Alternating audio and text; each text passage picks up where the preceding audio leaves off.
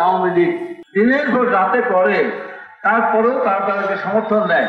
এই রোহিঙ্গা সৃষ্টি করতে সরকার নিজে রাস্তাঘাট নিজে দিয়ে দেখান, দেখবেন এখানে চায়নারা সবচেয়ে বেশি কাজ করেছে।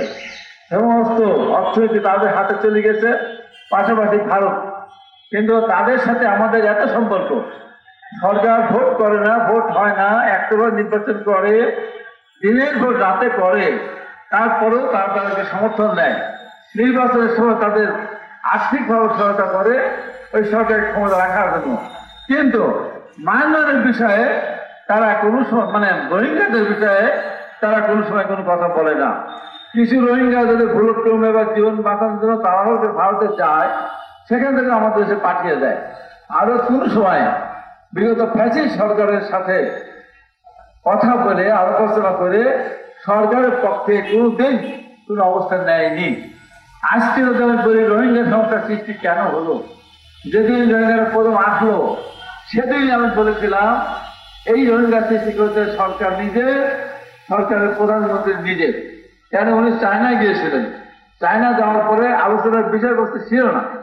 চায়না গিয়ে নিজের থেকে উনি বলে আসলেন, চায়না গভর্নমেন্টের সাথে চুক্তি করলেন যে আমার বাংলাদেশে আবেন বসুন্ধরা ডায়াপেন্ট এখন আরো উন্নত। এই হট এয়ার থ্রো টপশিট দ্রুত শোষণ করে সোনামণিকে দেয় কোমল অনুভূতি। সোনা দিয়াতে গভীর সমুদ্রের মতো স্থাপন করেন। এই বলে চলে আসলো।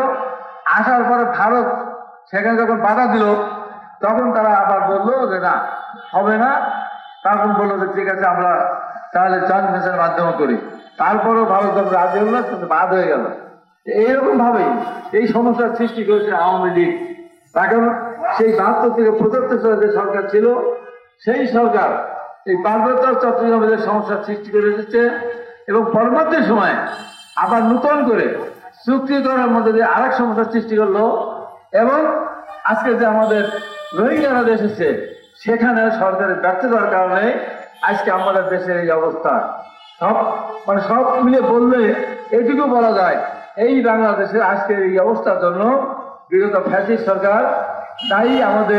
আমাদের দেশের সীমানা হাতছাড়া হয়ে যাওয়ার ক্ষেত্রে এক সময় এমনও তো হতে পারে, রোহিঙ্গাদেরকে আজকে আরাকান আর্মি বলেন বা বাংলাদেশ সেনাবাহিনী আছে, তাদের সাথে যুদ্ধ করে আরাকান আর্মি যদি জয় করে নিতে পারে, আরাকান আর্মি যে এই ১১ লক্ষ রোহিঙ্গার হাতে অস্ত্র তুলে দিবে না, তার কি গ্যারান্টি আছে? তারপরে আজকে ভারতের আলাদা একটা রাষ্ট্র গঠন করার জন্য আজকে এখানে মার্কিন যুক্তরাষ্ট্র থেকে শুরু করে আরো বিভিন্ন ধর্মের লোকেরা এখানে একটা আলাদা রাষ্ট্র করতে চাচ্ছে। এমন একটা ত্রিমুখী সংকটের মধ্যে আমরা কিন্তু নিমজ্জিত।